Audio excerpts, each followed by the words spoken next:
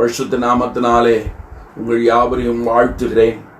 கர்த்தர் மெய்யாகவே நமக்கு நல்லவரும் போதுமானவருமாய் இருக்கிறபடினாலே கர்த்தரை துதிக்கலாம். கர்த்தரை எபிரேயர் எழுதின நிருபம் 4ஆம் அதிகாரம் முதல் வசனத்தை நாம் வாசிக்கும் பொழுது, ஆனபடியினாலே அவருடைய இளைப்பாறுதலில் பிரவேசிப்பதற்கான ஏதுவான வாக்குத்தத்தம் நமக்கு உண்டாயிருக்க, உங்களில் ஒருவனும் அதை அடையாமல் பின்வாங்கி போனவனாக காணப்படாதபடிக்கு பயந்திருக்க கடவோம். மறுபடியும் வாசிக்கலாம். ஆனபடியினாலே அவருடைய இளைப்பாறுதலில் பிரவேசிப்பதற்கு ஏதுவான வாக்குத்தத்தம் நமக்கு உண்டாயிருக்க, உங்களில் ஒருவனும் அதை அடையாமல் பின்வாங்கி போனவனாக காணப்படாதபடிக்கு பயந்திருக்க கடவோம். இளைப்பாறுதல் என்கிற வார்த்தையை மொத்தம் 10 முறை 3ஆம் 4ஆம் அதிகாரத்திலே நாம் வாசிக்கிறோம். 10 முறை இளைப்பாறுதல் என்கிற வார்த்தை இருக்கிறது. இதில் நாம் 3ஆம் அதிகாரத்திலே பார்க்கும் பொழுது 11வது வசனத்திலே இளைப்பாறுதல், என்னுடைய இளைப்பாறுதலில் என்று சொல்றார். 18வது வசனத்துல மறுபடியும் அவர் சொல்றாரு, பின்னும் என்னுடைய இளைப்பாறுதலில் என்று சொல்லுகிறார். 4ஆம் அதிகாரம் முதல் வசனம் அவருடைய இளைப்பாறுதல் என்று சொல்லுகிறார். 3வது வசனத்துல 4வதாக பார்க்கிறோம், விசுவாசித்தவர்களாகிய நாமோ அந்த இளைப்பாறுதலில் என்று சொல்லுகிறார். அடுத்ததாக நாம் பார்க்கும் பொழுது அதே வசனத்துல இவர்கள் என்னுடைய இளைப்பாறுதலில் என்று சொல்லுகிறார். 5வது வசனத்தை பார்க்கும் பொழுது என்னுடைய இளைப்பாறுதல் என்று சொல்கிறார். 8வது வசனத்துல பார்க்கும் பொழுது அவர்களை இளைப்பாறுதலுக்குள்ளே உட்படுத்தி இருந்தால், இளைப்பாறுதலுக்கு உட்படுத்தி இருந்தால். 9வது வசனத்துல மறுபடியும் பார்க்கிறோம், தேவனுடைய ஜனங்களுக்கு இளைப்பாறுதல் இனி வரும் காலமாயிருக்கிறது, வருகிறதாயிருக்கிறது. 10வது வசனத்துல நாம் பார்க்கும் பொழுது அவருடைய இளைப்பாறுதல் என்று சொல்லுகிறார். 11வது வசனத்துல பார்க்கும் பொழுது நாம் இந்த இளைப்பாறுதலில் பிரவேசிக்க ஜாக்கிரதையாய் இருக்க வேண்டும் என்று சொல்லுகிறார். மொத்தம் 10 முறை இந்த இளைப்பாறுதலை குறித்து சொல்லுகிறார். முதலாவது நாம் பார்க்கும் பொழுது ஆதியாகமம் 2ஆம் அதிகாரம் 2வது வசனத்திலே நாம் பார்க்கும் பொழுது, தேவன் தாம் செய்து தம்முடைய கிரியையை 7ஆம் நாளிலே நிறைவேற்றி தாம் உண்டாக்கின தம்முடைய கிரியைகளை எல்லாம் முடித்த பின்பு 7ஆம் நாளிலே ஓய்ந்திருந்தார். அது அவருடைய இளைப்பாறுதல், அவர் எடுத்துக்கொண்ட இளைப்பாறுதல். அதைத்தான் எபிரேயர் 4ஆம் அதிகாரம் 4வது வசனத்திலே பார்க்கிறோம். என்ன போட்டிருக்குது பாருங்க, தேவன் தம்முடைய கிரியைகளை எல்லாம் முடித்து 7ஆம் நாளிலே ஓய்ந்திருந்தார் என்று 7ஆம் நாளை குறித்து ஓரிடத்தில் சொல்லி இருக்கிறார். இது முதலாவது இளைப்பாறுதல். 2வது இளைப்பாறுதலை சொல்லும் பொழுது 3ஆம் அதிகாரம், எபிரேயர் 3ஆம் அதிகாரம் 11வது வசனத்துல நாம் பார்த்த பொழுது, என்னுடைய இளைப்பாறுதலில் அவர்கள் பிரவேசிப்பதில்லை என்று என்னுடைய கோபத்திலே ஆணையிட்டேன் என்றார். என்ன இளைப்பாறுதல்? உபாகமம் 12ஆம் அதிகாரம் 9வது வசனத்திலே நாம் இவ்விதமாக வாசிக்கிறோம். மிக முக்கியமான வசனம். உபாகமம் 12ஆம் அதிகாரம் 9வது வசனம், உங்கள் தேவனாகிய கர்த்தர் உங்களுக்கு கொடுக்கும் இளைப்பாறுதலிலும் சுதந்திரத்திலும் நீங்கள் இன்னும் பிரவேசிக்கவில்லையே.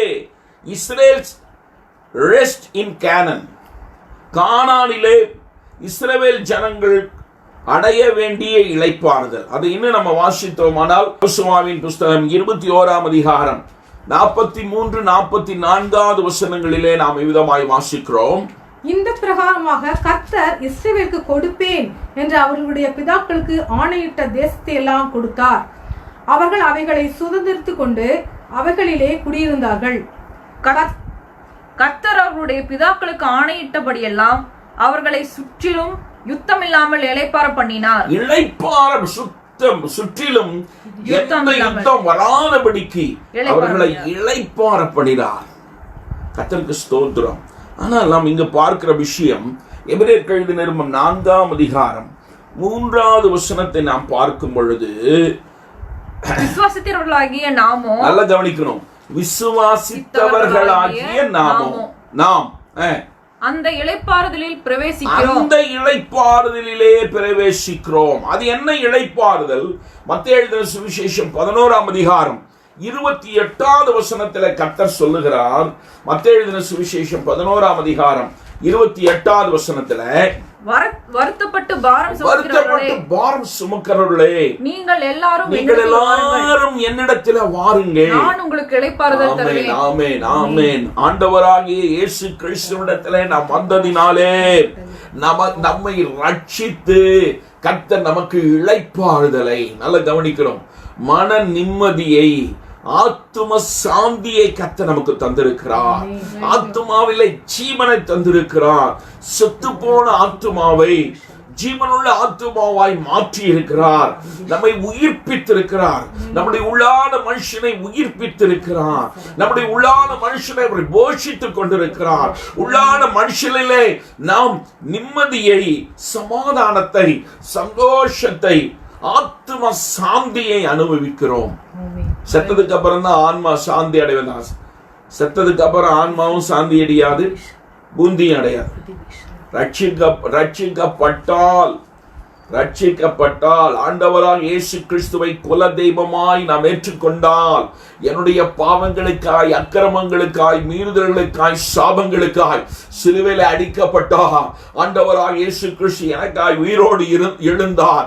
அவர்தான் என்னுடைய இரட்சகர் என்று நான் இருதயத்தில் விசுவாசிக்கும் பொழுது நான் ஆண்டவருடைய பிள்ளையாய் மாறுகிறேன். இயேசு என்னை ரட்சித்து விட்டார். இயேசு கிறிஸ்துவுக்குள்ளாய் நான் ரட்சிப்பின் அனுபவத்துக்குள்ளே வந்துட்டேன். எனக்குள்ள மிகுந்த சமாதானமும் சந்தோஷமும் உண்டாயிருக்கிறது. உலகம் கொடுக்க முடியாத, உலகம் எடுத்து போட முடியாத சமாதானத்தையும் சந்தோஷத்தையும் நாம் உடையவர்களாக இருக்கிறோம். உலகத்தில் ஜாதி மதம் பிரித்து வைத்திருந்த எல்லாவற்றையும் தம்முடைய ரத்தத்தினாலே அவர் நம்மை ஒன்று சேர்த்திருக்கிறார். ஒரு தகப்பனுடைய பிள்ளைகளாய் நம்மை வைத்திருக்கிறார். மிகுந்த சந்தோஷத்தையும் சமாதானத்தையும் கர்த்தர் நமக்கு தந்திருக்கிறார். கர்த்தருடைய பரிசுத்த நாம மகிமைப்படுவதாக. இரண்டாவதாய் நாம் பார்க்கிறோம், எபிரேயருக்கு எழுதின நிருபம் 4ஆம் அதிகாரம் 11வது வசனத்திலிருந்து 13வது வசனம் வரைக்கும், 11வது வசனத்திலிருந்து 13வது வசனம் வரைக்கும். ஆகையால் அந்த திருஷ்டாந்தத்தின்படி ஒருவனாகிலும் கீழ்ப்படியாமையினாலே விழுந்து போகாதபடிக்கு நாம் இந்த இளைப்பாறுதலில் பிரவேசிக்க ஜாக்கிரதையாய் இருக்க கடவோம். தேவனுடைய வார்த்தையானது ஜீவனும் வல்லமையும் உள்ளதாயும், இருபுறமும் கருக்குள்ள எந்த பட்டயத்திலும் கருக்கானதாயும், ஆத்துமாவையும் ஆவியையும் கணுக்களையும் ஊனையும் பிரிக்கத்தக்கதாக உருவ குத்துகிறதாயும், இருதயத்தின் நினைவுகளையும் யோசனைகளையும் வகையறுக்கிறதாயும் இருக்கிறது. அவருடைய பார்வைக்கு மறைவான சிருஷ்டி ஒன்றும் இல்லை. சகலமும் அவருடைய கண்களுக்கு முன்பாக நிர்வாணமாயும் வெளியரங்கமாயும் இருக்கிறது. கர்த்தருக்கு ஸ்தோத்திரம். ஹல்லேலூயா. அதாவது ஆண்டவராகிய இயேசு கிறிஸ்துவுக்குள் கர்த்தர் நமக்கு கொடுத்திருக்கிற சுதந்திரத்தின் இளைப்பாறுதல், அவருடைய சுதந்திரத்தை நாம் அடைகிறதினாலே நமக்குண்டாயிருக்கிற இளைப்பாறுதல். ஆமென். ஹல்லேலூயா. கர்த்தருடைய பரிசுத்த நாமம் இப்பொழுது நல்லா கவனிக்கணும். ஆண்டவருடைய பிள்ளையாய் ரட்சிக்கப்பட்டதினால் நமக்கு உண்டாயிருக்கிற இளைப்பாறுதல், அவருடைய சுதந்திரத்தை நாம் அனுபவிக்கிறதினாலே உண்டாயிருக்கிற இளைப்பாறுதல். மூன்றாவது ஒரு இளைப்பாறுதலை, 2 இளைப்பாறுதலை காண்பித்து விட்டேன். மூன்றாவது இளைப்பாறுதலை பாருங்கள். 8வது வசனத்தை நீங்கள் பார்க்கலாம். இருங்க, அவசரப்படாதே. முதல் இளைப்பாறுதல் ரெஸ்ட் ஆஃப் சால்வேஷன், ரட்சிக்கப்படுகிறதினால் உண்டாகிற இளைப்பாறுதல். இரண்டாவது, அவருடைய சுதந்திரத்தை நாம் அனுபவிக்கிறோம், அதாவது ரெஸ்ட் ஆஃப் சப்மிஷன், அவருடைய எல்லா வார்த்தைகளுக்கு நாம் கீழ்ப்படுகிறோம். இருபுறமும் கருக்குள்ள பட்டயத்தினாலே நம்மை சுத்தம் பண்ணுவதற்கு நாம் விட்டு கொடுக்கிறதினாலே, நல்லா கவனிக்கணும், ஆத்துமாவையும் ஆவியும் கணுக்களையும் ஊனையும் பிரிக்கத்தக்கதாக அந்த தேவனுடைய வார்த்தை உருவ குத்தி நம்முடைய எண்ணங்களையும் யோசனைகளையும் வகையறுத்து, கர்த்தருக்கு ஸ்தோத்திரம், நம்முடைய மைண்ட் செட்டை நிர்ணயிக்கிறதா இருக்கிறது. First rest of salvation, rest of submission. கர்த்தருக்கு ஸ்தோத்திரம். ஹல்லேலூயா. மூன்றாவதாய் நாம் பார்க்கிறோம் 4ஆம் அதிகாரம் 9வது வசனம். 4ஆம் அதிகாரம், எபிரேயருக்கு எழுதின நிருபம் 4ஆம் அதிகாரம் 9வது வசனத்தை நாம் பார்க்கும் பொழுது, ஆகையால் தேவனுடைய ஜனங்களுக்கு இளைப்பாறுகிற காலம் இனி வருகிறதா இருக்கிறது. இப்ப நமக்கு ரட்சிக்கப்பட்டதினாலே இளைப்பாறுதல், தேவனுடைய வார்த்தையினாலே சுத்திகரிக்கப்படுகிறதினாலே, அவருடைய சுதந்திரத்தை நாம் அனுபவிக்கிறதினாலே உண்டாகக்கூடிய இளைப்பாறுதல். மூன்றாவது இனி வரப்போகக்கூடிய ஒரு இளைப்பாறுதல். கர்த்தருக்கு ஸ்தோத்திரம். அதை வெளிப்படுத்தின விசேஷம் 14ஆம் அதிகாரம் 13வது வசனத்தில் இவ்விதமாய் நாம் வாசிக்கிறோம். பின்பு பரலோகத்திலிருந்து ஒரு சத்தம் உண்டாக கேட்டேன். அது கர்த்தருக்குள் மரிக்கிறவர்கள் இது முதல் பாக்கியவான்கள் என்று எழுது. அவர்கள் தங்கள் பிரயாசங்களை நல்ல கவனிக்கணும். அவர்கள் தங்கள் பிரயாசங்களை விட்டொழிந்து இளைப்பாறுவார்கள். இளைப்பாறுகிறார்கள். கர்த்தருக்குள் நமக்கு மரணம், கர்த்தருக்குள் நாம் நித்திரை அடைய போகிறோம். கர்த்தருக்குள்ளே நாம் மரித்ததற்கு பின்பாக நம்முடைய எல்லா பிரயாசங்களை விட்டு ஒழிந்து நாம் இளைப்பாறுகிறவர்களாக இருக்கிறோம். இந்த 3 இளைப்பாறுதலையும் தான் இந்த 3ஆம் அதிகாரம் 4ஆம் அதிகாரத்திலே நாம் வாசிக்கிறோம். இந்த மைண்ட் செட்டை நாம் அடைவதற்கு நல்லா கவனிக்கணும். கர்த்தருக்கு ஸ்தோத்திரம்.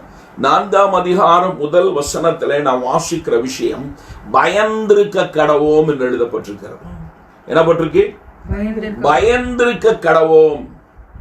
கர்த்தருக்கு பயப்படுகிற பயம், fear of God, reverence. ஆண்டவருக்கு பயப்படுகிற பயம் இன்றைக்கு எந்த அளவில் இருக்கிறது என்று சொல்லி நமக்கு தெரியாது. ஒரு 2-3 வசனங்களை நாம் படிக்க வேண்டியவர்களாக இருக்கிறோம். அப்போஸ்தலனாகிய பவுல் கொரிந்தியருக்கு எழுதின 2வது நிருபம் 6ஆம் அதிகாரம் 14வது வசனத்திலிருந்து 7ஆம் அதிகாரம் 1 வசனம் வரைக்கும்.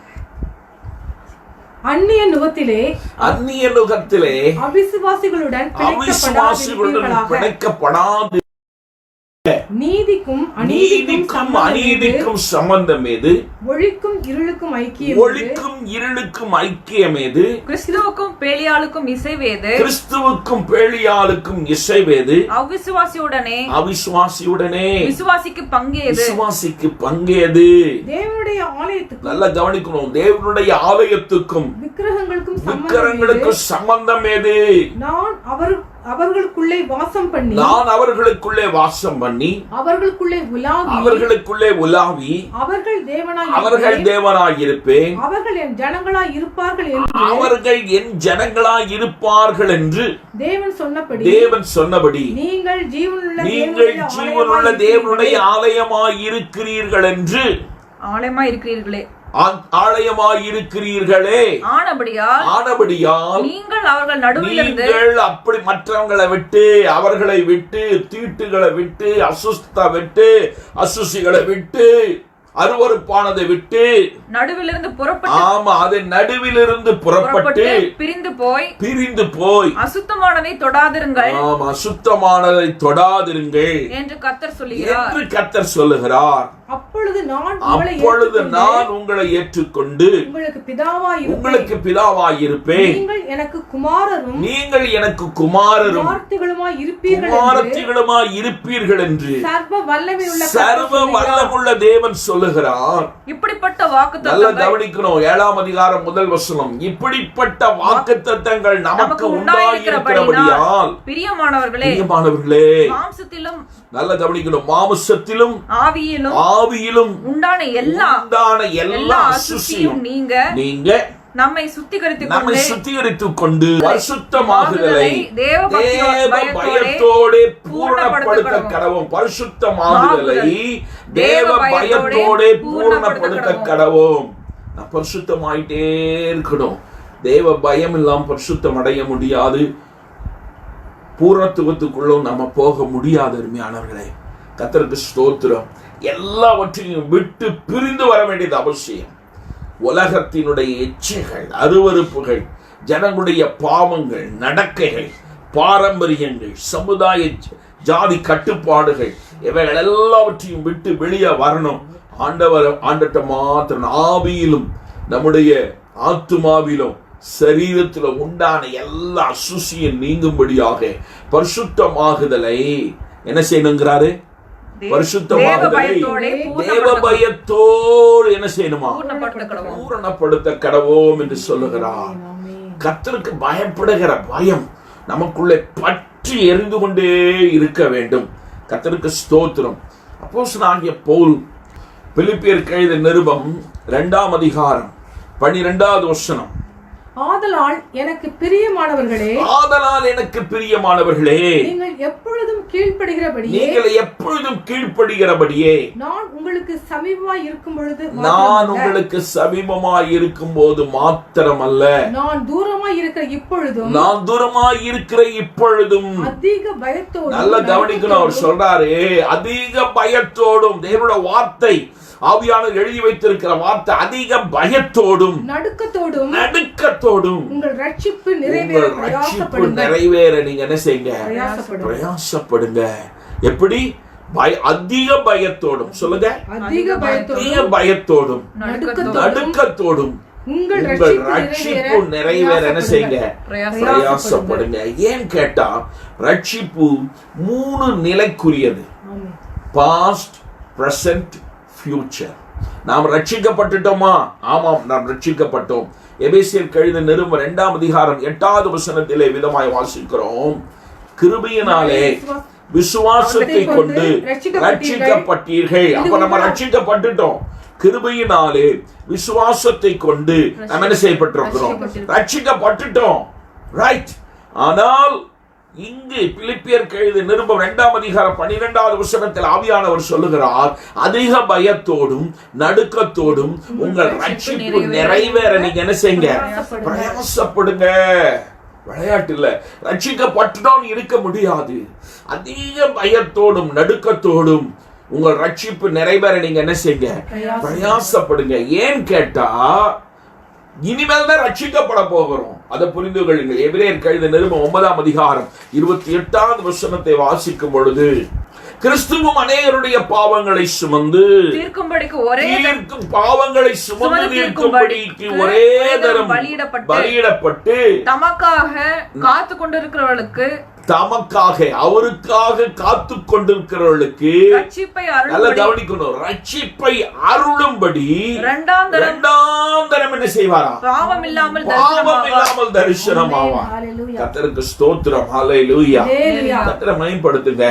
அப்ப ரட்சிப்பை நாம் பயத்தோடும் நடுக்கத்தோடும் நிறைவேற்றி முடிக்கும் போது பூரண ரட்சிப்பை நாம் அடைவோம் என்பது நிச்சயமாயிருக்கிறது. இதற்கு கர்த்தருக்கு பயப்படுகிற பயம் நமக்குள்ளே பற்றி எரிய வேண்டியதாக இருக்கிறது. நமக்குள்ளே கர்த்தருக்கு பயப்படுகிற பயம் பற்றி எரிய வேண்டியதாக இருக்கிறது. கர்த்தருக்கு ஸ்தோத்திரம். ஆண்கள் பெண்கள் வித்தியாசம் இல்லாம கையை பிடிச்சுக்கிட்டு ஆடுகிற சபைகள், விசிலடிக்கிற சபைகள், ஆடுகிற சபைகள், என்னென்ன கூத்தெல்லாம் பண்ண முடியுமோ எல்லா கூத்தையும் இன்னைக்கு பண்ணுகிறார்கள். ஆனால் தேவனுடைய வார்த்தை என்ன சொல்லுது? எபிரேயர் எழுதின நிருபம் 12ஆம் அதிகாரம் 28வது வசனத்தில் நாம் இவ்விதமாய் வாசிக்கிறோம், ஆதலால் அசைவில்லாத ராஜ்யத்தை பெறுகிறவர்களாகிய நாம் பயத்தோடும் பக்தியோடும். நல்ல கவனிக்கணும். அசைவில்லாத ராஜ்யத்தை பெறுகிறவர்களாகிய நாம் பயத்தோடும் பக்தியோடும் தேவனுக்கு பிரியமாய், மனுஷனுக்கு பிரியமாய் அல்ல, தேவனுக்கு பிரியமாய் ஆராதனை செய்யும்படி கிருபை அப்படியே பற்றி கொள்ள கடவோ. கிருபையை விட்டுட்டீங்கன்னா கிருபை போயிருங்கிறாரு. அதனால எப்படி ஆராதிக்கணுமா? பயத்தோடும் பக்தியோடும் தேவனுக்கு பிரியமான ஒரு ஆராதனை கர்த்தர் எதிர்பார்க்கிறார். அருமையானவர்களே, கர்த்தருக்கு ஸ்தோத்திரம். ஹல்லேலூயா. நிறைய சப்ஜெக்ட், கர்த்தருக்கு பயப்படுகிறதுல நிறைய சப்ஜெக்ட் இருக்கு. நல்லா புரிந்து கொள்ளுங்க. கர்த்தருக்கு பயப்படுகிற பயம்தான் ரொம்ப அவசியமானது. 19வது சங்கீதத்துல நாம் வாசிக்கும் பொழுது 9வது வசனத்தில் இவ்விதமாய் வாசிக்கிறோம். 19வது சங்கீதம் 9வது வசனத்தில் இவ்விதமாய் நாம் வாசிக்கிறோம், கர்த்தருக்கு பயப்படுகிற பயம் சுத்தமாயிருக்கிறது. மற்ற பயப்படுகிற பயம் எல்லாம் அசுத்தமாயிருக்கிறது. கர்த்தருக்கு பயப்படுகிற பயம் சுத்தமும் என்றைக்கும் நிலைக்கிறதுமாய், என்றைக்குமே நிலைத்திருக்கக்கூடியது ஒன்றே ஒன்றுதான், அது கர்த்தருக்கு பயப்படுகிற பயம். கர்த்தருக்கு ஸ்தோத்திரம். ஹல்லேலூயா. ஹல்லேலூயா. பயங்கரமான சோதனையை சகித்த ஒரே மனுஷன் நமக்கு நன்றாய் தெரியும், யோபு. யோபுவை குறித்து என்ன சொல்லப்பட்டிருக்கிறது என்று சொன்னால், யோபுவின் புஸ்தகம் 1ஆம் அதிகாரம் முதல் வசனத்திலே கர்த்தருடைய ஆவியானவர் அவனை குறித்து எழுதி வைத்திருக்கிறார். யோபு என்னும் பேர் கொண்ட ஒரு மனுஷன் இருந்தான். அந்த மனுஷன் உத்தமனும் சன்மார்க்கனும் தேவனுக்கு பயந்து, நல்ல வார்த்தை பாருங்க, தேவனுக்கு பயந்து பொல்லாப்புக்கு விலகுகிறவன், தேவனுக்கு பயந்தவன், பொல்லாப்புக்கு விலகுகிறவன். 8வது வசனத்திலே கர்த்தர் அவனை குறித்து சாட்சி கொடுக்கிறார். கர்த்தர் சாத்தானை நோக்கி, கர்த்தர் சாத்தான்ட்ட சொல்றாரு, என் தாசனாகிய யோபின் மேல் கவனம் வைத்தாயோ, உத்தமனும் சன்மார்க்கனும் தேவனுக்கு பயந்து பொல்லாப்புக்கு விலகுறவனுமாகிய அவனைப் போல பூமியில் ஒருவனும் இல்லை என்றார். என்ன அப்ப கர்த்தருக்கு பயந்து பொல்லாப்பை விட்டு விலகுகிற பூமியிலேயே ஒரே மனுஷன் யோபுதான் என்று சொல்லுகிறார். கர்த்தருடைய பரிசுத்த நாமம் மகிமைப்படுவதாக. கர்த்தருக்கு நாம் எவ்வளவு பயப்படுகிறோம். அவனை குறித்து, யோபுவை குறித்து கர்த்தர் சொன்ன சாட்சியை போல நம்மை குறித்து இன்றைக்கு சாட்சி சொல்ல முடியுமா? அந்த சாட்சியை நாம் உடையவர்களாய் இருக்கிறோமோ? 9வது வசனத்திலே சாத்தான் என்ன சொல்லுகிறான் பாருங்களேன். அதற்கு சாத்தான் கர்த்தருக்கு பிரதியுத்தரமாக, யோபு விருதாவாகவா தேவனுக்கு பயந்து நடக்கிறான். என்ன சொல்றான் பாருங்களேன். பிசாசு ஆண்டவர்ட்ட சொல்றான், ஏன் சும்மாவா பயப்படுறான்? விருதாவாகவா தேவனுக்கு பயப்படுகிறான். கர்த்தருக்கு ஸ்தோத்திரம். ஹல்லேலூயா. கீழ வாசிங்க. நீர் அவனையும் அவன் வீட்டையும் அவனுக்கு உண்டான எல்லாவற்றையும் சுற்றி வேலி அடைக்கவில்லையோ? ஆமென். ஹல்லேலூயா. கர்த்தருக்கு பயப்படுகிறதினாலே ஏராளமான ஆசீர்வாதங்கள் இருக்கிறது. அருமையானவர்களே, கர்த்தருக்கு பயப்படுகிறவனை குறித்து சாட்சி சொல்லுவான். கர்த்தருக்கு பயப்படுகிறவனுக்குரிய எல்லாவற்றையும் அவர் வேலி அடைப்பார். கர்த்தருக்கு ஸ்தோத்திரம். ஹல்லேலூயா. புதிய ஏற்பாட்டில் ஒரு முக்கியமான ஒரு மனுஷனை நான் உங்களுக்கு காண்பிக்க விரும்புகிறேன். அப்போஸ்தலர் நடபடிகள் 10ஆம் அதிகாரத்திலே ஒரு மனுஷனை குறித்து சொல்லப்பட்டிருக்கிறது. அப்போஸ்தலர் நடபடிகள் 10ஆம் அதிகாரம் 2வது வசனத்தை பாருங்கள். அவன் தேவ பக்தி உள்ளவனும் தன் வீட்டார் அனைவரோடும் தேவனுக்கு பயந்தவனுமாய் இருந்து. ரொம்ப வேண்டாம், அது போதும் எனக்கு. என்ன ஆச்சரியமான வசனம் பாருங்க. ஃபுல்லா வாசித்துருங்களேன். ஜனங்களுக்கு மிகுந்த தர்மங்களை செய்து எப்பொழுதும் தேவனை நோக்கி ஜெபம் பண்ணி கொண்டிருந்தான். எப்பொழுதும் தேவனை நோக்கி ஜெபிக்கிறதுக்கு காரணம் அங்க போடப்பட்டிருக்கிறது. அவன் வீட்டார் அனைவரோடும் தேவனுக்கு பயந்தவனுமாய் இருந்தான். அவன் மாத்திரம் இல்ல, இன்னைக்கு அநேகர் பாருங்க, தனியா அந்த ஐயா மாத்திரம் ஜெபிப்பார். அந்த அம்மா சொல்லாங்க, உனக்கு ஒரு வேலையும் கிடையாது, நீ ஜெபம் பண்ணிக்கிட்டு இருக்கிற, எனக்கு வேற வேலையே இல்லையா, போயா வேலையை பார்த்து. அந்த அம்மா ஜெபிக்கிற வளர்ந்து அந்த ஆள் சொல்லுவான், எனக்கு எவ்வளவு பொறுப்பு இருக்கு, வீட்டுக்கு எல்லா பிரச்சனையும் எந்த மேலதான், உனக்கு என்ன, முழங்கால போட்டு முக்காட போட்டுக்குவேன். இன்னைக்கு நிறைய வார்த்தைகளை நாம் கேள்விப்படுகிறோம். பிள்ளைங்க அப்படியே எப்ப பார்த்தாலும் கேட்டா, படிக்கிறோங்க, நாங்க ஆன்லைன்ல படிக்கிறோமுங்க, நீங்க ஆஃப்லைன்ல படிக்கிறீங்கன்னு எங்களுக்கு தான் தெரியும். ஆன்லைன்ல படிக்கிறது சொல்லுவீங்க வாயில, பட் ஆஃப்லைன்ல தான் இருக்கும். ஆனா இங்க பாருங்க, இந்த மனுஷன் தன் குடும்பத்தை எப்படி நடத்தி இருக்கிறான் பாருங்க. சில ஆண்களுக்கெல்லாம் குடும்பத்தை நடத்த தெரியாது, குடும்பத்தை ஆள தெரியாது. பெண்கள் ஆளுவார்கள், அந்த ஆம்பளை ஆணு வாய புலந்துட்டு இருப்பான். இவன் 100க்கு அதிபதி, சாதாரண ஆள் இல்ல, இவன் 100க்கு அதிபதி, புறஜாதியான், புறதேசத்தான், புறமார்க்கத்தை சேர்ந்தவன். ஆனால் அவனை குறித்து சொல்லப்பட்டிருக்கிறது எப்படிப்பட்டிருக்கு? 2வது வசனத்துல வாசிக்கலாம். அவன் தேவ பக்தி உள்ளவன் தன் வீட்டார் அனைவரோடும் தேவனுக்கு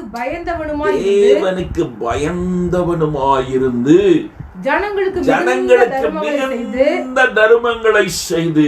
எப்பொழுதும் அந்த வார்த்தையில ரொம்ப எப்பொழுதும், அந்த வார்த்தையை பாருங்க, எப்பொழுதும் தேவனை நோக்கி ஜெபம் பண்ணி கொண்டிருந்தான். எவ்வளவு நேரம் ஜெபம் பண்றாங்கிறதெல்லாம் ரொம்ப முக்கிய அருமையானே. அதுக்குதான் ஆண்டவர் இந்த குவாரண்டைன் வச்சிருக்கிறார். உனக்கு ஒரு வேலை இல்லை, நீ என்ன பண்ணேன்னு கேட்பார். சும்மாவாது வடக்க நடப்பாங்க, தங்க நடப்பாங்க, அங்க இது பண்ணுவாங்க, இங்க நடப்பாங்க, இதை தொடைப்பாங்க, அதை எடுப்பாங்க, அதை தொடைப்பாங்க, எடுப்பாங்க. ரைட்டு, எத்தனை நாளைக்கு அப்படி பண்ணுவீங்க? அதனாலதான் இழுத்துக்கிட்டே இருக்கிறார் ஆண்டவர். இன்னும் 14 நாள் போட்டார், போடு.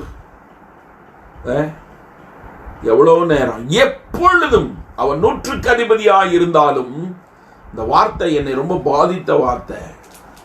எப்பொழுதும் அவனை தேவனை நோக்கி அவன் ஜெபித்துக் கொண்டிருந்தான். கர்த்தருக்கு ஸ்தோத்திரம், அல்லேலூயா. அருமையான தேவனுடைய ஜனங்களே, நான் ஒரு காரியத்தை சொல்லுகிறேன். அது வரைக்கும் தான் யூத ஜனங்களுக்கு மாத்திரம்தான் சுவிசேஷம் சென்றடைந்தது. ஆனால் இந்த 10ஆம் அதிகாரத்துல நல்லா கவனிக்கணும். அந்த 10ஆம் அதிகாரத்துல முதல் பிரஜாதியானுடைய வீட்டுக்கு, புறதேசத்தானுடைய வீட்டுக்கு, புறமார்க்கத்தானுடைய வீட்டுக்கு பேதுருவை கர்த்தர் அனுப்புகிறார். சுவிசேஷத்தை அங்க அறிவிக்கிறார். அந்த ஜனங்களை ரட்சிக்கிறார். அவர்களுக்காகவும் ஆண்டவராக இயேசு கிறிஸ்து மரித்து உயிரோடு எழுந்தார் என்று மிகப்பெரிய நற்செய்தி அவர்கள் கேள்விப்படும்படியாய் அங்கு பேதுருவை அங்கு அனுப்புகிறார். நீங்க பாத்தீங்கன்னா 22வது வசனத்துல மீண்டுமாய் அவனை குறித்து சொல்லப்பட்டிருக்கிறது.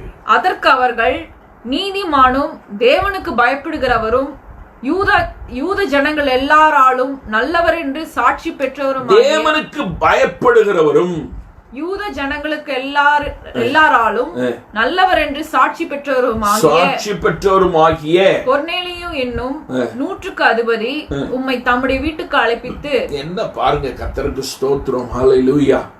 இன்னைக்கெல்லாம் உச்சாணிக்கு மேல போக போக பாத்தீங்கன்னா, எனக்கு வேலை இருக்கு, எனக்கு வேலை இருக்கு, எனக்கு வேலை இருக்கு, எனக்கு வேலை இருக்கு, எனக்கு வேலை இருக்கு, எனக்கு வேலை இருக்கு, எனக்கு வேலை இருக்கு.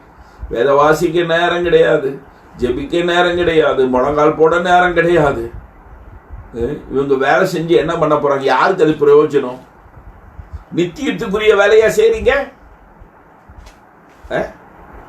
நித்தியத்துக்குரிய காரியத்துக்கு வாங்க. தேவனுக்கு பயப்படுகிற பயம் உங்களுடைய இருதயத்தில் இருக்குமானால், நீங்கள் தான தர்மங்களை மாத்திரமல்ல, எப்பொழுதும் ஜெபிக்கிறவர்களாக இருப்பீங்க. வீட்டார் அனைவரோடும் தேவனுக்கு பயப்படலா இருப்பாங்க. கர்த்தருக்கு ஸ்தோத்திரம், அல்லேலூயா. ஆமென், அல்லேலூயா. கர்த்தருடைய பரிசுத்த நாமம் மகிமைப்படுவதா. ஒரு முக்கியமான சரித்திர சம்பவத்தை நம்ம வாசித்து அதை தியானித்து இந்த நாளின் செய்தியை நாம் முடிக்கலாம். ஆதியாகம புஸ்தகம் 22ஆம் அதிகாரத்துல கர்த்தர் மிக முக்கியமான சரித்திர சம்பவத்தை அந்த இடத்துல எழுதி வைத்திருக்கிறார். ஆதியாகமம் 22ஆம் அதிகாரம் மிக முக்கியமான ஒரு பகுதி. அருமையானவர்களே, ஆளுக்கு ஒரு வசனத்தை 12வது வசனம் வரைக்கும் இவர்கள் வாசிப்பார்கள். அதற்கப்புறம் நாம் சீக்கிரமா நம் தியானத்துல நாம் கடந்து வரலாம். 22ஆம் அதிகாரம். இந்த காரியங்கள் நடந்த பின்பு தேவன் ஆபிரகாமை சோதித்தார். எப்படியெனில், அவர் அவனை நோக்கி, ஆபிரகாமே என்றார். அவன், இதோ அடியேன் என்றான். அப்பொழுது அவர், உன் புத்திரனும் உன் ஏகசுதனும் உன் நேசகுமாரனுமாகிய ஈசாக்கை நீ இப்பொழுது அழைத்துக் கொண்டு மோரியா தேசத்துக்கு போய், அங்கே நான் உனக்கு குறிக்கும் மலைகள் ஒன்றின் மேல் அவனை தகன பலியாக பலியிடு என்றார். ஆபிரகாம் படுகிறவன் என்று இப்பொழுது அறிந்திருக்கிறேன். கர்த்தருடைய பரிசுத்த நாமம் மகிமைப்படுவதாக. தேவனுக்கு பயந்தவனுடைய மைண்ட் செட்டை பாருங்க, எப்படி நீங்க நல்லா புரிந்து கொள்ள வேண்டும். கர்த்தருக்கு ஸ்தோத்திரம், ஹல்லேலூயா, ஹல்லேலூயா. கர்த்தருடைய பரிசுத்த நாமம் மகிமைப்படுவதாக. ஒரு ரகசியமான வசனங்களை நான் உங்களுக்கு காண்பித்து நான் முடித்து விட ஆசைப்படுகிறேன். புஸ்தகம் 31ஆம் அதிகாரம் 42வது வசனம். யாக்கோபு உபயோகப்படுத்துகிற வசனம் பாருங்க, வார்த்தை பாருங்க. என் பிதாவின் தேவனாகிய ஆபிரகாமின் தேவனும், என் பிதாவின் தேவனாகிய ஆபிரகாமின் தேவனும், ஈசாக்கின் பயபக்திக்குரியவரும் என்னோடு இராமல் போனால். யாரு? ஈசாக்கின் பயபக்திக்குரியவர். ஈசாக்கின் பயபக்திக்குரியவர் என்னோடு இராமல் போனால் நீர் இப்பொழுதே என்னை வெறுமையான செஞ்சிருப்பீரே. 2 காரியம் சொல்றாரு. ஆபிரகாமின் தேவனும் ஈசாக்கின் தேவனும் சொல்லல, ஈசாக்கின் பயபக்திக்குரியவன். நல்லா கவனிக்கணும், விளையாட்டு இல்ல. இதுல மறுபடியும் அவன் யாக்கோபு சொல்லுகிற வார்த்தை பாருங்க, 52வது வசனத்தினுடைய பின்பகுதியில பாருங்க. யாக்கோபு தன் தகப்பனாக ஈசாக்கின் பயபக்திக்குரியவர் மேல் ஆணையிட்டான். யாக்கோபு தன் தகப்பனாகிய ஈசாக்கின் பயபக்திக்குரியவர் மேல் ஆணையிட்டான். அருமையான தேவனுடைய பிள்ளைகளே, ஆபிரகாம் எவ்வளவுக்கு தேவனுக்கு பயந்திருந்தான், எவ்வளவு பயப்படுகிறவன் என்பதை ஈசாக்கு நன்றாய் அறிந்திருந்தபடியினால்தான் ஈசாக்கினுடைய குமாரனாகி யாக்கோபு தேவனை குறித்து சொல்லும் போது பாருங்க, ஈசாக்கின் பயபக்திக்குரியவர். அடுங்குகிற முற்பியாக்களை தான் நாம் கொண்டவர்களாக இருக்கிறோம். ஆனால் நாம் எவ்வளவு இன்றைக்கு நடுங்குகிறோம் என்று நீங்கள் யோசிக்க. ஆண்டவருக்கு பயப்படுகிற பயம் சற்றேனும் இல்லாதபடிக்கு நம்முடைய எல்லா கேரக்டர்ஸும் ரொம்ப பரிதாபமா இருக்கு. அருமையானவர்களே, இந்த கடைசி நேரத்தில் வந்திருக்கிறோம். ஆண்டவராகிய இயேசு கிறிஸ்து அதி சீக்கிரமாய் வரப்போகிறார். நாம் எவ்வளவு தேவனுக்கு பயப்படுகிறோம், நாம் தேவனுக்கு பயப்படுகிறது என்ன நிலைமையில் இருக்கிறது நீங்க நன்கு புரிந்து கொள்ளுங்கள். ஈசாக்கினுடைய கண் முன்னாடி, நான் இப்படி யோசிக்கிறேன், ஈசாக்கினுடைய கண் முன்னாடி இந்த மோரியா தேசத்திலே கர்த்தர் காண்பித்த அந்த இடத்திலே பலிபீடத்தை கட்டி நெருப்பிட்டு கட்டைகளை அடுக்கி தன்னை கைகளை கட்டி அவன் தகப்பன் கத்தியினாலே ஓங்கும்போது கர்த்தர் கூப்பிட்டாரே, ஆபிரகாமே ஆபிரகாமே, அவனுக்கு ஒன்று செய்யாதே, உன் புத்திரன் என்று உன் நேசகுமாரன் என்று பாராமல் நீ அவனுக்கு என்னை ஒப்பு கொடுத்தபடியால் என்கிற அந்த சத்தம், அந்த சத்தத்தை அவன் எப்பொழுதும் அவன் கண் முன்னாடியே வச்சிருப்பான். காது கேட்டுக்கிட்டே இருக்கு. அருமையானவர்களே, நமக்கு ஏராளமான நன்மைகளை செய்திருக்கிறார். எத்தனையோ மரண ஆபத்திலிருந்து கர்த்தர் நம்மை காப்பாற்றி இருக்கிறார். எத்தனையோ பயங்கரங்களுக்கும் கொடியவர்களுக்கும் கர்த்தர் நம்மை தப்புவித்திருக்கிறார். ஆனால் நாம் கர்த்தருக்கு பயப்படுகிற பயத்தில் ரொம்ப குறைந்திருக்கிறோம். ஆவியானவர் சொல்லுகிறார், கர்த்தருக்கு பயப்படுகிற பயம் நம்முடைய மைண்ட் செட்டா இருக்கணும். அருமையானவர்களே, ஒரே ஒரு வசனத்தை நான் உங்களுக்கு காண்பித்து முடிக்க விரும்புகிறேன். எபிரேயருக்கு எழுதிய நிருபம் 5ஆம் அதிகாரம் 7வது வசனத்திலே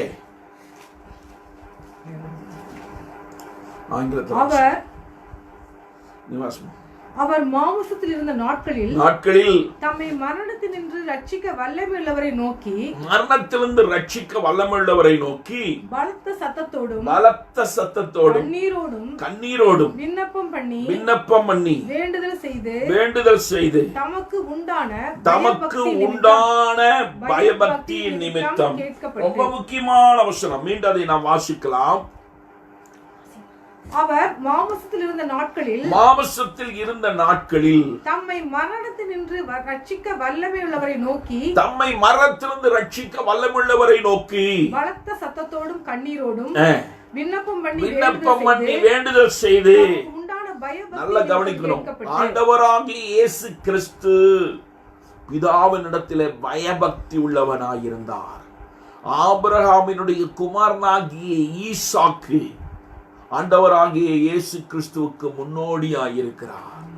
அவர் எப்பொழுதும் பயபக்திக்குரியவரையே ஆராதித்தானோ, ஈசாக்கின் பயபக்திக்குரியவராயிருந்தாரோ, அந்த மாதிரி குமாரனாகிய இயேசு கிறிஸ்துடைய பயபக்திக்குரியவர் பிதாவாகிய தேவன். அதை நான் ஆம்பிளிஃபைட் வெர்ஷன்ல நாம் வாசிக்கிறோம். அது ரொம்ப பியூட்டிஃபுல்லா போடப்பட்டிருக்கிறது.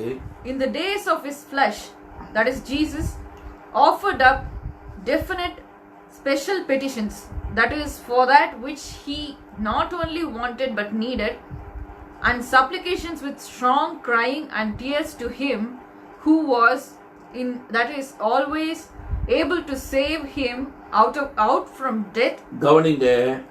And he was heard because of his reverence toward God. Because of his reverence toward God. பிதாவாகிய தேவனிடத்திலே எவ்வளவு பயபக்தியாய் இருந்தார். அதை எக்ஸ்பிளைன் பண்ணிருக்காங்க பாருங்க. That is his godly That fear.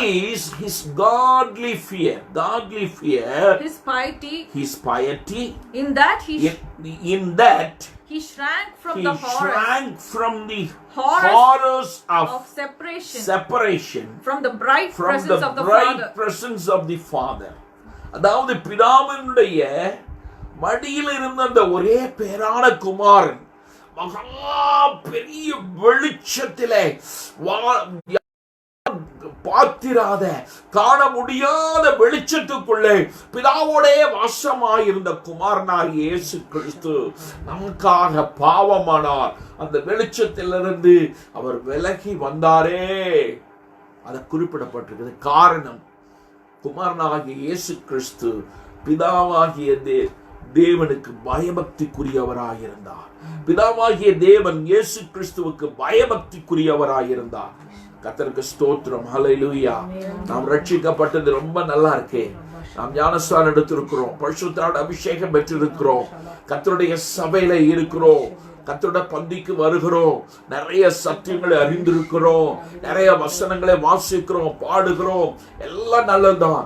தேவனுக்கு பயப்படுகிற அந்த மைண்ட் செட் நமக்கு ரொம்ப அவசியம். அருமையானவர்களே, ஹல்லேலூயா.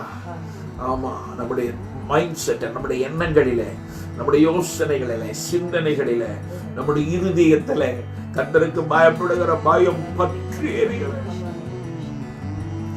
சாதாரணமா நீங்க போய் பேசுங்க, சாதாரணமா வேட்டிமையான வார்த்தைகள், கெட்ட வார்த்தைகள், ரொம்ப மோசமாய் நடந்து கொள்ளுகிறார்கள். அருமையான தேவனுடைய பிள்ளைகளே, நமக்குள்ள தேவனுக்கு பயப்படுகிற பயம் பற்றி எரியும்படிக்கு நம்மை அர்ப்பணித்து நாம் ஜெபிக்கலாமா? நான் உங்களுக்காக ஜெபிக்கிறேன். பரிசுத்தமுள்ள நல்ல தகப்பனே, எங்கள் ஜீவனே, எங்கள் ஜீவாதிபதி ஆவியானவரே, உமக்கு ஸ்தோத்திரம். நாங்கள் எல்லாவற்றிலும் நிறைவாயிருக்கிறோம் ஐயா, பரிபூர்ணமா இருக்கிறோம் ஆண்டவரே. ஆனா உமக்கு பயப்படுகிற பயமின்றி இருக்கிறோம் ஐயா, உமக்கு பயப்படுகிற பயமின்றி இருக்கிறோம். எத்தனையோ காரியத்திலே உம்மை அசட்டை பண்ணுகிறோம். உடைய திட்டத்தை விட்டு, உடைய தீர்மானத்தை விட்டு, உடைய வழியை விட்டு சுய விருப்பத்தின்படியாய் உமக்கு எதிராய் நாம் செயல்படுகிறோம் ஆண்டவரே. அவன் புத்திரன் என்றும் ஏகசுதன் என்றும் நேசகுமாரன் என்றும் பாராமல் எப்படி ஆண்டவருக்கு அவன் பயந்து நடுங்கினானோ, ஈசாக்கை எப்படி தேவனுக்கு பயபக்திக்குரியவராய் அவரை வைத்திருந்தாரோ, ஆண்டவராகிய இயேசு கிறிஸ்து பிதாவை எப்படி பயபக்திக்குரியவராய் வைத்திருந்தாரோ, அதே மாதிரி நாங்களும் ஆண்டவரே பயந்து நடுங்கணும். உமக்கு பயப்படுகிற பயத்திலே ஆண்டவரே நாங்கள் அதிகமாய் வளரணும், எங்களுக்குள்ளே அதை பற்றி எரியணும். தொடர்ந்து ஆவியானவர் உடைய பிள்ளைகளோடு இணைப்படுவீராக. யாரெல்லாம் இந்த வார்த்தையை கேட்டுக் கொண்டிருக்கிறார்களோ, இந்த வார்த்தைக்கு தங்களை ஒப்புக் கொடுக்கிறார்களோ, ஆண்டவரே உலகால் படிட்டு நோக்கி ஒவ்வொரு பிள்ளைகளும் ஆண்டவரை நீர் ஆசீர்வதிக்கிறார். இதே உமக்கு பயப்படுகிற பயம் அவர்களுக்குள்ள பற்றி எரியட்டும். கொர்நேலியை போல ஆண்டவரே வீட்டார் அனைவரோடு உமக்கு பயப்படுகிறவர்களா இருக்கணும். யோபுவை குறித்து நீங்க சாட்சி சொல்றது போல எங்களை குறித்து சாட்சி சொல்லப்படட்டும்பா, என்னை குறித்து சாட்சி சொல்லப்படட்டும்பா. எனக்கு பாராட்டுங்க. மாலை ஊழியத்தை எங்களுக்கு ஆசீர்வதித்தாங்கப்பா. வருகிறதுக்குமானால் சேர்த்துக் கொள்ளுங்க, வருக தாமதிக்குமானால் வடிமானங்கள் கூடி வந்து உடைய நாமத்தை பயன்படுத்த கிருபதாங்க. எல்லா துதியும் கனத்தையும் மகிமை வல்லமை புகழ்ச்சி ஜெயத்தை மகத்துவத்தையும் மாட்சிமையும் நாங்கள் உமக்கு மாத்திரம் செலுத்திக் கொள்கிறோம். ரட்சகர் இயேசு கிறிஸ்துவின் நாமத்தினால் பிதாவே.